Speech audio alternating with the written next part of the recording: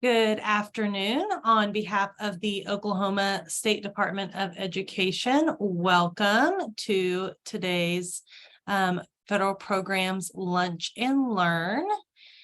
Today we are going to just chat and have a little bit of overview about GMS security. We know that at the end of the year, in some places there's a lot of transition, new superintendents, new federal programs directors. And so it's a great time of year for you to kind of stop and think about who has access and take people's access away that no longer need access. And also add people that need access. So we are just going to run through those things, and then we're going to talk about the fiscal year 24 assurances and central contacts that are both available. As always, if you have a question or need something, need us to explain something better, please feel free to put your question in the chat or to come off mute and ask those questions. We have a few questions in the chat that I'm going to run through before I get started. Oh, Rick's already answered it. Perfect. Okay. That means we can go ahead and get started. So we're just going to review GMS security in general. These are just best practice things that we should all do. Remember that every user that is in GMS should have their own single sign login, their own username. They should not be logging in as someone else. Consultants or other staff should not log in as the superintendent. You should periodically check your users and access levels. This is true for all things on single sign-on, but also in GMS, especially when individuals leave or change roles. And then if you need assistance with gaining the appropriate access, Rick Poole is our resident expert. Okay, so superintendent single sign-on access. So if you're not associated with a school or if you're changing schools, this is really important if you have any changes in the superintendent role. So the first step is you're going to go to links and docs, and everyone has access to that links and docs. You don't even have to log in to see the links and docs.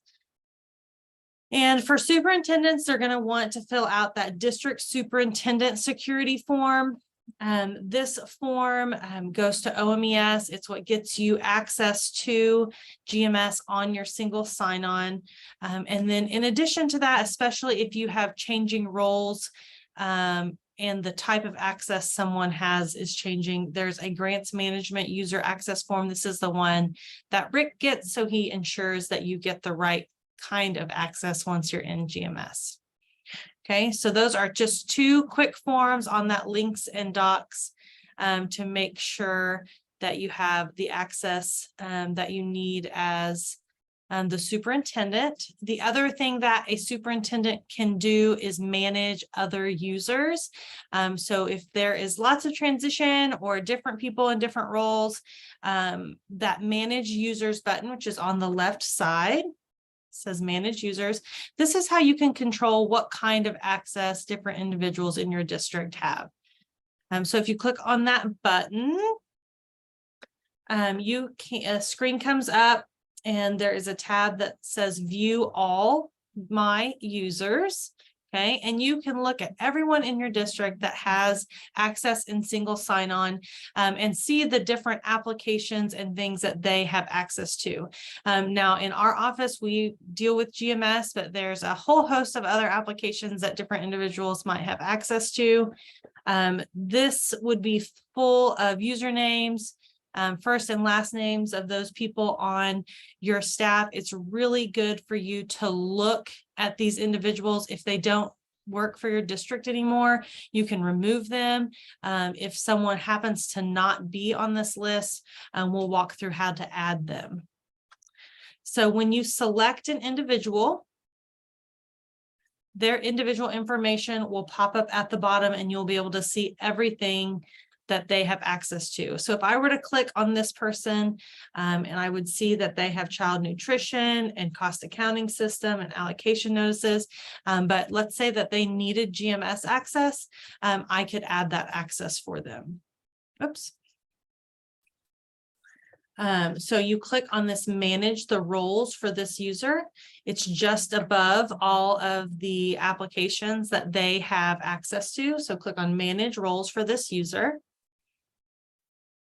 And then you can add or delete a role from this page.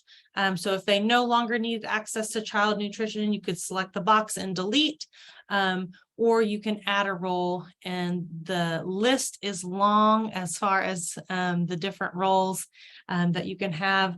But this pops up and you choose the application. So on this application list, about halfway down is that grants management and expenditure reporting. This is our GMS system.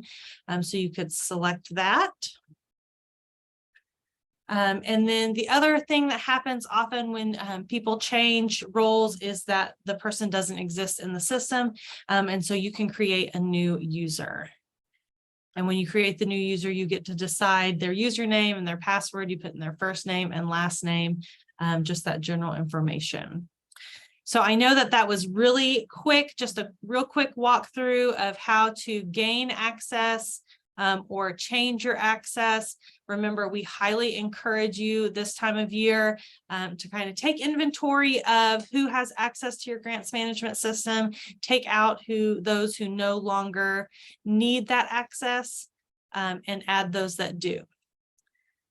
So we are going to I'm going to go to the chat, or if anybody has questions, Rick put a great reminder in the chat that district superintendent changes require board minutes. So if there is a new superintendent in your district, when that superintendent is approved, they need the board minutes to give them that access. Are there any other questions about GMS access? The superintendent role, and then also how your superintendent can give you access to the appropriate applications. Michelle, I'm going to add one thing, that if you are an encumbrance clerk or you deal with federal programs in our area, we really advise you not to sign in under the superintendent's access, because once you do that, you're accepting responsibility for the district. And you can certify and submit data on behalf of the district under his access, which may or may not cause you trouble in the future. But we tell people that you should not have final authority if you are not the superintendent or not the board appointed designee. So if you are someone that works in GMS and that fixes the claims and maybe edits some of the data and saves the data, you should not have final certification submit rights, because that is for the superintendent to attest that everything is true and accurate. And that's his authority and his responsibility. Yes, absolutely. So again, everyone needs their own single sign-on login. Everyone needs their own GMS access, and it's pretty easy to get that set up, and Rick can help you. And again, we want to make sure that the superintendent is hitting that final submit, that final certification. That is the superintendent's role to complete. So please ensure that you are logging in as yourself whenever you're interacting with single sign-on or with GMS. Okay, are there any other questions about security access and those roles? Okay, so we are going to just walk through some other quick GMS tips that are helpful, and then we will, at the very end, I will walk through the fiscal year 24 assurances and the new central contacts, just for a reminder of how things are a little bit different for next year. So this is just helpful information in GMS. The GMS splash page, we put updates in these boxes. This isn't a current one. I do think there are some updates in the one Right now, we have the homeless report that's due soon. CARES and CARES Gears are open for closeout on June 15th. All the other closeouts will open. And so you'll see a reminder here that lets you know when something opens or if there's a change or something that you need to do. We try to put those reminders in this area. When will homeless report open? Well, it's due June 30th. I did not know that it wasn't open, but we will get an answer for that. Is Tammy on the call? Any chance, Tammy Smith? I asked Tammy this morning. It's June 1st, Michelle. Perfect. It opens June 1st and it will needs to be turned in by June 30th. Perfect. Okay. Another great place to look in GMS at the very bottom is an available section. This is where you have to go to create all of your applications. It's a helpful idea to just scroll down there and see what's available. Perfect. Tammy also put in the chat that it opens June 1st. So this is a great place to see maybe if you missed something or something that might be available. You can create these applications and look at the different requirements. And so sometimes new things pop up down here that maybe you missed, and it's a good place. This is also where all of your applications are at the beginning of the year, at the beginning of the fiscal year. So right now, if you were to click on over to fiscal year 24, you would see the assurances, and then you would see central contacts. And so you have to go down here to the bottom to create those so that you can interact with them. Oops. Something's clicking right here. Okay. Another helpful page is the funding stream. Right now, you're going to be looking at that fiscal year 23 funding stream. Nothing's been pushed over to the fiscal year 24 funding stream, but this is a great place to kind of check on where you are. You can see the total funds available and the last approved budget. These two numbers should match. If they don't match, then it would indicate that you haven't accepted some funds. You can see how much you've been paid to date. And this screenshot was taken at the beginning of the year, so you don't see any of those claims. But if you've been paid claims, it'll show you, and it'll show you how much available balance. Some other quick GMS tips, especially when you have new users and then when you come back from summer, you're going to want to ensure that your pop-up blocker is off. If you go to click on review or review notes, you will not be able to view those if your pop-up blocker is on. It'll keep those from opening. So it opens those in a new window. So you want to make sure your pop-up blocker is off. You want to ensure that your emails are on the contact page correctly. And so all of that is held in central contacts now. And then you want to ensure that your UEI information is up to date. This process, as we know, is more lengthy than in the past. So some questions in the chat. Will central contact status remain as not submitted since the application is not submitted as other applications? Yes. So that's what we're going to take a look at next, is that central contacts page, and it does not get submitted. And so it will remain not submitted, but the benefit of that is that you do not have to submit it and get it approved in order to change the contact. So that is the benefit of that setup, is that you will not have to get it approved in order to change someone's email or someone's name. And then may we claim more than 1 month, say March and April, to catch up? Absolutely. So you have, there's nothing that says that you have to only do 1 month. Now, if your claims are very large, we highly encourage you to do those 1 month at a time. Because the large claims are difficult enough to review. So if you are getting into the million, 6 million, you've got tens or in some case hundreds of pages on your report. 30 million. Yeah, we want you to do 1 month at a time. But if you are under 1 million, if you are if it's a few thousand, a few hundred thousand, and the claim itself is not too many pages, then it is fine to combine those. If it's different than your normal process, I would just be sure to double check that you include all of the correct supporting documentation. But yes, it is absolutely fine to do multiple months together.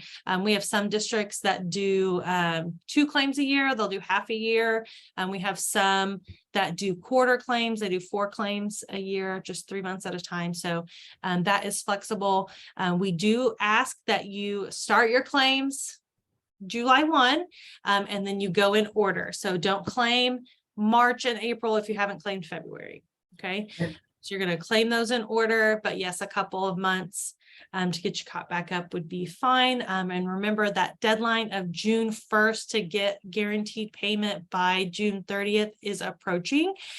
So if you want to get paid before the end of the fiscal year, we would encourage you to kind of lump a couple of months together. That way you are getting those payments before the fiscal year ends. And Michelle, one of our deadlines that most people miss is September 30th. So we really want that first claim not to go past the 9/30 date, 7/1 to 9/30. You can claim July, August, and September separately. But when you go past September 30th, that is our deadline for excess carryover in Title I, and also our deadline for second year carryover in some other programs. So if you file a claim for the first semester, and you don't file that first quarter by December 1st, you are going to be subject to losing some excess carryover, if you have any, or excess carryover in Title I. So just know that that first quarter claim is very, very important to be filed by December 1st. Yes. So as we kind of wrap up the end of the year, you'll be able to see what your carryover balances are. If you are carrying over more than 15% in Title I, then you're going to want to look at that, because 85% of your Title I funds have to be obligated by September 30th. That's why Rick is telling you that that date is so important. It's also when funds expire. So your second year carryover, in some cases, we do have third year carryover, but those are few and far between. And then, for example, ESSER is also expiring September 30th. So when we cross over the fiscal year, it's going to be super important that you obligate and liquidate those funds in a timely manner. They have to be obligated by September 30th. That claim needs to be filed by December 1st so that we can get you everything wrapped up and get you paid before the end of the fiscal year. Okay, so is the 15% calculated based on the current year allocation plus transfers? Yes. So it should be what was in there to begin with, plus anything that you transferred in. You can only carry over 15% of that amount. Now you do have till September 30th, but if after September 30th, you haven't obligated 85% of that previous amount, then you would lose some funds, but doesn't include fiscal year 22 carryover. Correct. So next year, what you would look at, so as we make this transition to fiscal year 24, you're going to look at your fiscal year 23 allocation plus anything that you transferred into Title I in your fiscal year 23 application. That total 85% needs to be obligated by September 30th. So it usually happens within the fiscal year. Most of our schools obligate plenty of their money and claim plenty of their money. But in some cases, there are circumstances where you can't. So if at the end of this fiscal year, you're carrying over more than 15%, then by 9/30, you're going to want to obligate those funds. These are great questions. Okay, so I am going to share my screen and just show you Michelle, can I add something to that? Of course. If you're carrying over FY22 funds, that means you did not spend any FY23 funds. So we pay the Usually. oldest first. So that kind of scares me when I see that FY20. Does that include FY22 carryover? So when we cross over here June 30th into FY 24, if you have 22 money left, then you probably have all your 23 money left in that fund, because we try to pay out the oldest money first so you don't lose. I think what they were asking is in the 85%, is that fiscal year 22 money considered part of the 85%? And it's not. So it's just your current year allocation, and then anything you transfer, those carryover funds don't count as far as what we're calculating to spend 85%. So it's your current year allocation, and then anything that you transfer in, those carryover funds do not count as far as excess carryover. But Rick's right that if you, the GMS in general spends that oldest money first. So if we're talking about second year carryover and trying to get rid of that money, especially in other programs, hopefully you've been drawing down in a regular pattern, so you don't have a ton of second year carryover, because if it's not obligated by September 30th, you do lose those funds. Alicia had a question there about FY 24. It actually expires September of 2024, Alicia, not 2023. So ESSER 2 expires this fall, September 30th. I'm sorry if I said that incorrectly, but ESSER 2 has to be obligated by September 30th of 2023. And ESSER 3 needs to be obligated by September 30th of 2024. So you have just a few more months left on ESSER 2. We're doing a great job of drawing it down, but you just need to be aware because it's a larger pot of money. And then really you need to be aware of ESSER 3 because that's just over a year that you have to spend those funds. It's the largest pot of money. So you just want to make sure that you have a plan and you're drawing down those funds quick enough. I would encourage you by the end of this year, if you have not made it to 50% of ARP, I would be worried, and you need to have a strategic plan to get those funds spent in the next year. Many of you are well past 50%, most of you. But if you haven't gotten to that 15% mark, I would make sure that you've got big plans and that you've set up a track to get those funds spent. Okay. So I am going to share my screen again, and we're going to hop into the fiscal year 24. Altus is going to be our example today. No information in here. There is assurances. The assurances, for the most part, look just like they have in the past. The only difference is you don't enter your contact information in the assurances. So just a reminder, before these were created, they were down here in the available, and you had to click the create button. And then they go up into the top portion of GMS, the assurances, just like normal, where you have to click. And there is normally contact information. That contact information is no longer in the assurances, it's in central contacts. So I'm going to open this central contacts. There is several different parts. The first is administration. So these are our district level administrators, the superintendent, the business manager or CFO, board president, district testing coordinator, technology, EL. You will notice a lot of these are from the consolidated application. These ones at the top are the ones that are required. They have stars next to them. These are optional, these two. But this is pulled, this is just like it was in the consolidated application. It's just going into this central contacts now.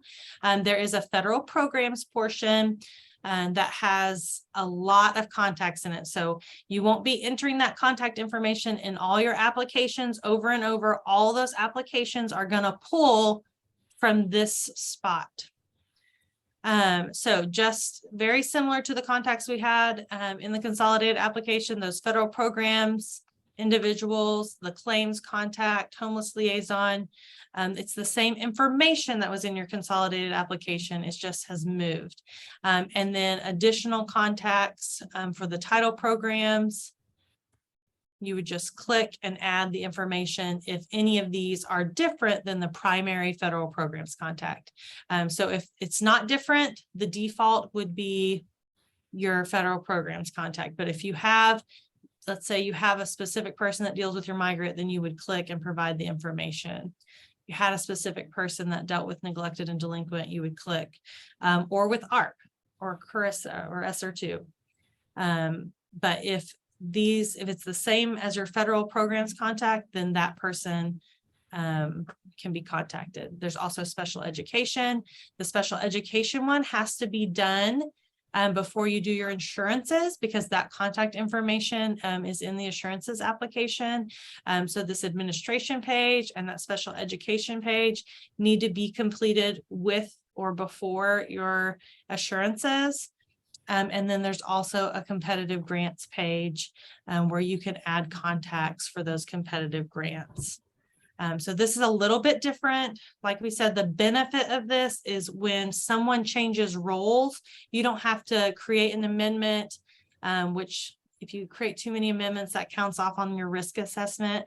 And we don't want you to have to submit an application just because you're changing the person that we're talking to.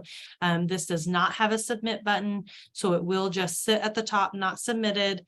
But this is where all the information in those other applications will pull that contact information. So I'm going to hop on over to the chat.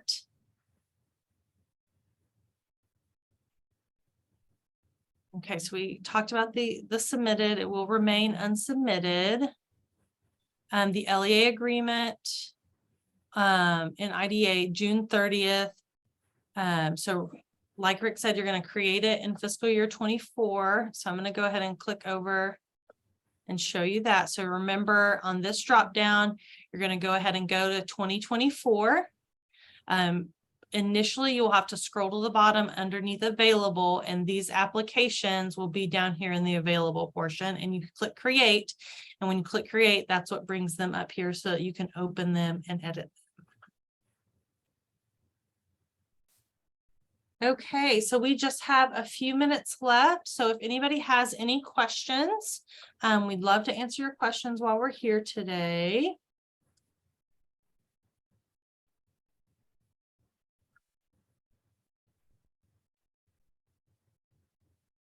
Are there any other questions, both about GMS security or about your central contacts or your fiscal year 24 assurances? Those are the things we just ran through. I'm going to go ahead and attach the PowerPoint. So the PowerPoint does not have that central contacts portion that we just looked at, but it has everything else.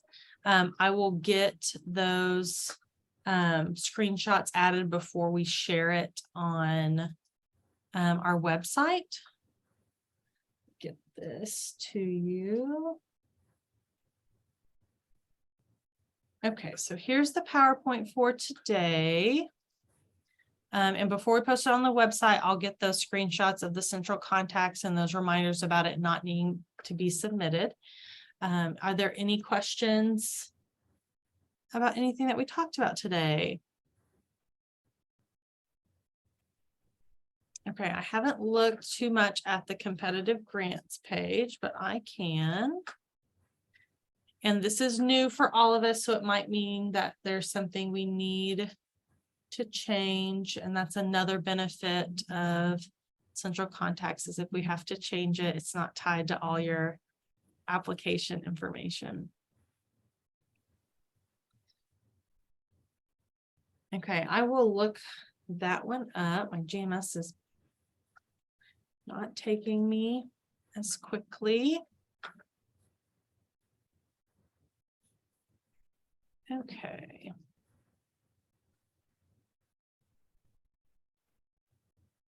Okay, so it says position or title in that competitive grants portion, and that is probably where I would put the competitive grant that they're managing.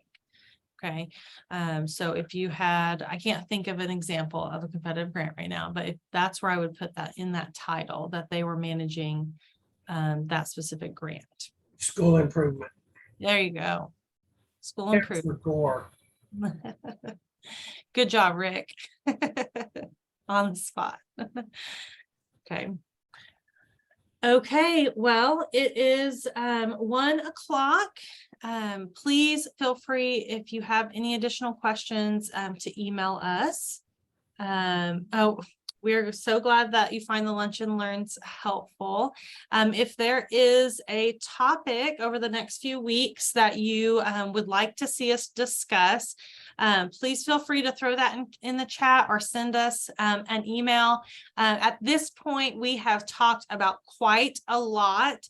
And so we were just talking this morning that it's been a little bit difficult the last couple weeks to think of ideas for what to talk about. So we have been pulling from our stash of old Lunch and Learn. So if there's something that you would like to talk about, even if we've already talked about it, if you just want a reminder this time of year, this is a great time to make suggestions, because we would be happy to talk about what you need. So if there is something you want us to chat about, if maintenance of effort is something you want to know more about, or second year carryover, or if there's something in GMS, maybe you just want to learn more about Title III, please place those in the chat. You can message me personally, or you can send it to the chat as a whole. And these are great topics that you guys have in there already. So please keep those coming. Throw your email in the chat as well. If you have not been receiving the emails, we can update that list for you. And we will be excited to see you back next week. So thank you so much for joining us today, and we'll see you next week.